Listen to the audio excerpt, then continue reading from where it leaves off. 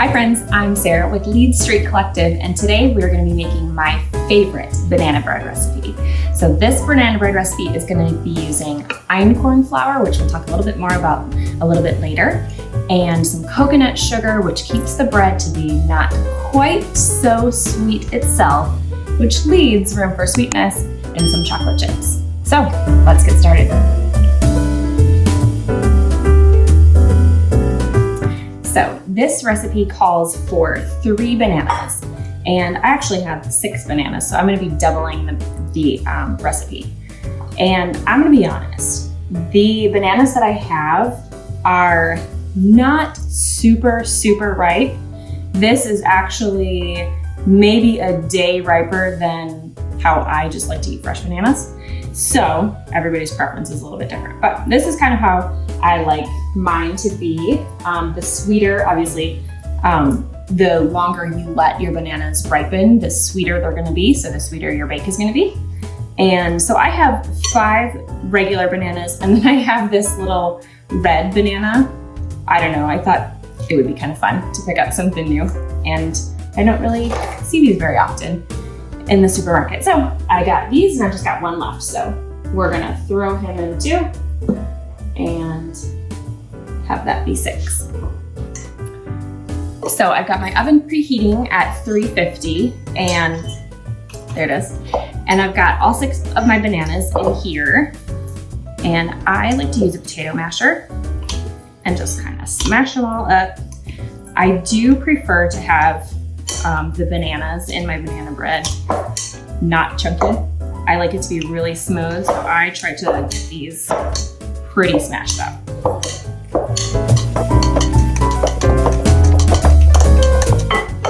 Okay, now once I got the bananas pretty smashed, it's pretty smooth, I'm going to add in 4 tablespoons of milk and 2 teaspoons of vanilla. Again, I'm doing a double batch, so if you're not, half that.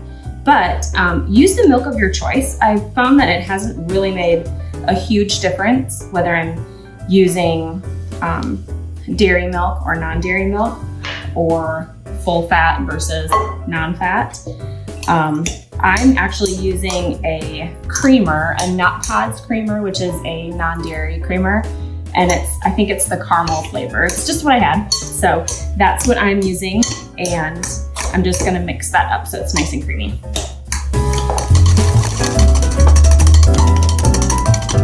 Okay, so this is what I'm going for. Pretty creamy. All right, so I'm just gonna set that aside, and I'm gonna move on to my wet ingredients now. Okay, so into my bowl, into my largest mixing bowl, I'm going to do 4 eggs and a 1.5 cups of oil. I'm actually using coconut oil and avocado oil today. Typically I just use avocado oil, but I didn't have enough, so I'm using coconut oil to finish up with that. As long as it's a oil that has a very light taste or no taste to it, you're good to go. So a 1.5 cups of oil, 4 eggs, and then I'm also going to add my sugar in here. And the sugar that I'm using today is, I just kind of get, it's about 2 cups of sugar. So I just use, again, whatever kind of sugar I have on hand. I like to use coconut sugar. It's not quite as sweet as like brown sugar or regular granulated sugar. And it also helps with the glucose index. It doesn't spike your blood sugar up as high as regular refined sugar is. So I've got a combination of, it's actually raw organic sugar and some coconut sugar. So I'm just gonna whisk these all together. So this is a quick bread. Basically, a quick bread means that there's no rising time, there's no yeast, there's no time that you have to wait for the properties to develop in the bread. You can mix it together and bake it right away. It's quick.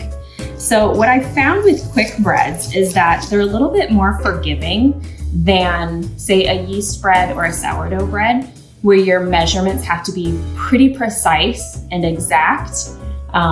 Quick breads are a little bit more forgiving. You can add in some add-ins if you want, some chocolate chips or some nuts or whatever you want. And it's not really gonna affect the bake of the bread quite as much, to where if we're talking about something that is a little bit more sensitive to exact measurements, that's gonna be your breads that have to rise and have yeast. And I think a lot of times people are kind of intimidated to bake at home because they've heard this saying that you have to be so precise when you bake.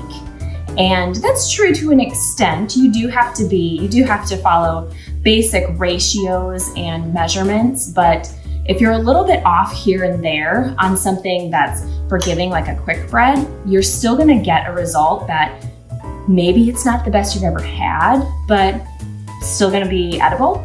And the next time, you're gonna have probably more success because you'll learn from the steps that you've taken along the way. So this is a great recipe to start off with if you're new to baking, or if you just want to, have a little time in the kitchen to spend relaxing and throwing something together. This is a great recipe for that. So we've got our oil and our eggs and our sugar all together. So I'm just gonna set this to the side. And then I'm gonna bring out my flour. So like I mentioned earlier, I'm using einkorn flour. So einkorn flour is a little bit different than your regular bleached all-purpose wheat flour. Einkorn flour is considered to be the wheat of our ancestors. It's like the OG wheat. And if you're my mom and you don't know what that means, it means it's like the original strand of wheat that our ancestors used hundreds and hundreds of years ago. So it's supposed to be a little bit easier on your digestive system and a little bit less foreign to our bodies because it hasn't been manipulated throughout several years as conventional farming kind of does sometimes. So this is 5 cups of einkorn flour, and to it I'm going to add my baking soda and my baking powder.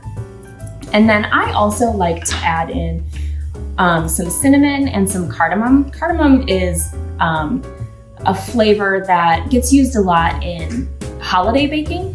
And they use it a lot more in Europe, but I like to throw it in a lot of my baking. I think it gives a little bit of flavor that just makes people go, what is that? And it's kind of nice. So you just want to mix in your dry ingredients together until they're all incorporated. And then you're going to add in your dry ingredients to your wet ingredients. I would do this just a little bit at a time to make sure that everything gets incorporated really well. So I'm going to do maybe about 1/3 of this, stir it in. And then I'm gonna take some of the banana mixture and stir that in, probably about half. And a lot of times you will hear or you'll see recipes that will ask you to prepare the dry ingredients and prepare the wet ingredients and then mix them up, not all together, but like 1/3 at a time. And that's really just because it's easier to incorporate a small amount than it is a lot. And that way you know that your mixture is fully mixed up. You don't have clumps of flour that are hiding, that everything is gonna get mixed up really well together. And it gives everything a chance to kind of marry together in a way that if you just dump everything together, it doesn't really do that.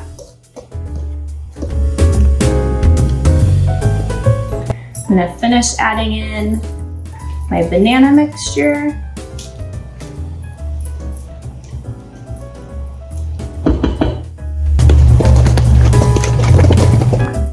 All right, and now I'm gonna finish with the rest of the flour mixture.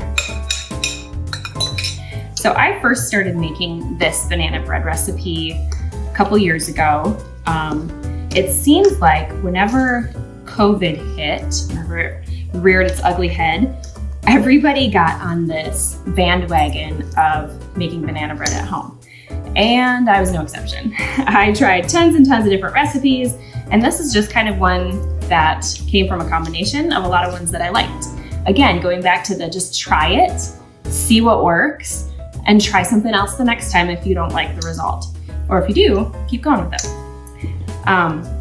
But yeah, I don't know why banana bread became a thing during COVID. I don't know if it was that now everybody's home, so everybody thinks that they need all the fruits and veggies at home that typically they would eat at school or when they go out for lunch, and everybody grossly overestimated their banana consumption. I don't know why, but it was a thing. So that happened. Okay, so now my mixture is all nice and mixed up. It smells amazing.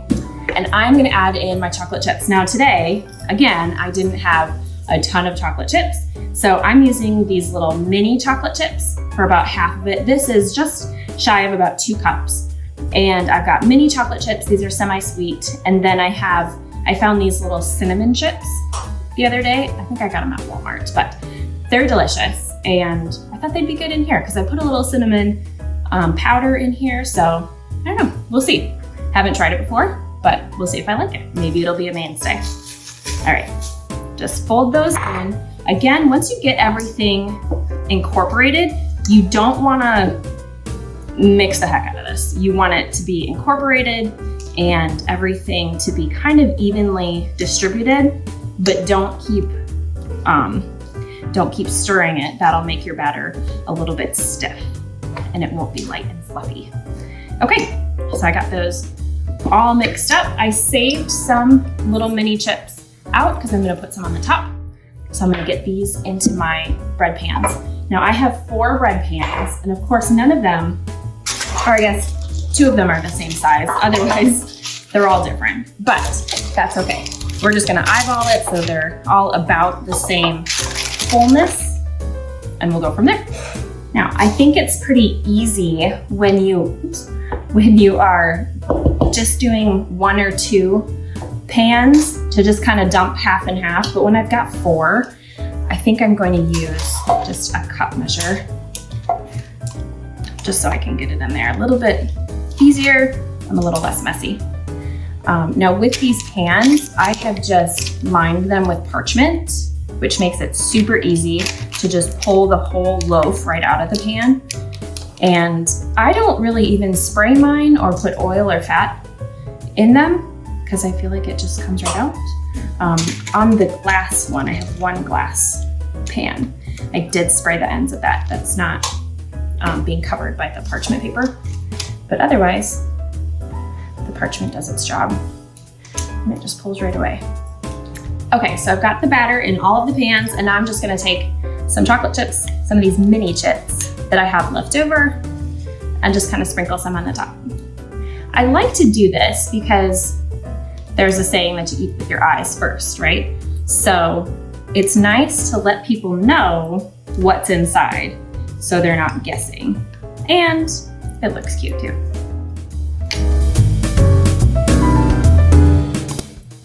I actually did a poll on my Instagram the other day, and I made 1 loaf of banana bread with no chocolate chips, and I made the other loaf with chocolate chips, and I asked which my people preferred, and overwhelmingly they said put the chocolate chips in there, which kind of surprised me, but hey, I love chocolate, so let's go with it. So these are gonna go in the oven. It's 350 degrees, and I'm going to bake them for about 20 to 30 minutes. Again, just depends on the size of your loaf pan and just your oven. Everybody's oven is a little bit different. So I'm gonna actually put these in for 20 minutes, and I'm going to check them with a knife in the middle. If it comes out clean, it's done. If not, put it back in for a couple minutes. Okay, so it has been about 25 minutes. So I'm gonna take this out and I'll show you how to check it. The outside is brown. It's starting to pull away from the sides just a little bit, so that's good. The middle looks like it might still be a little bit gooey. Yep, still gooey. So I'm gonna put this in for about 4 more minutes. Okay, so it's been 4 more minutes. So I'm going to check this again. And we might have a winner here. Yep, it's clean. There's some chocolate chips on there, but that's just because they're melted. Okay, so these are all done. I'm gonna pull these out. Okay, so our banana bread is all done. It looks amazing. It smells delicious in here. And let me show you how I use the parchment to get it out of the loaf. Super easy. So I make sure that I have wings on either side, and I'm just gonna pull the wings out. Don't pull it up. I don't know why it doesn't work as well. Just pull it out and it pops right up. See? Just like that. So you can take it out and let it cool. All right, so that's our banana bread. Another thing about the einkorn flour, it has a different consistency as regular all-purpose flour, so the absorption is just a little bit different. So you can absolutely use regular all-purpose flour in this recipe, but you'll want to adjust the quantity. So like I said, I made a double batch, so I used 5 cups of einkorn flour, and you would want to reduce that down to 4 cups. So if you're just making a regular single batch, you would want to use 2 cups of regular all-purpose flour instead of the 2.5 cups per batch. I can't wait to taste this banana bread and see how the cinnamon chips play with the chocolate chips and the cinnamon and the cardamom and the bananas. I think it's gonna be amazing. So thanks so much for baking with me today. If you're new to my channel, welcome. I'm so glad that you're here. Make sure that you hit the subscribe button and follow along with me for more homemade food, good books, and a simple, cozy home. Bye now.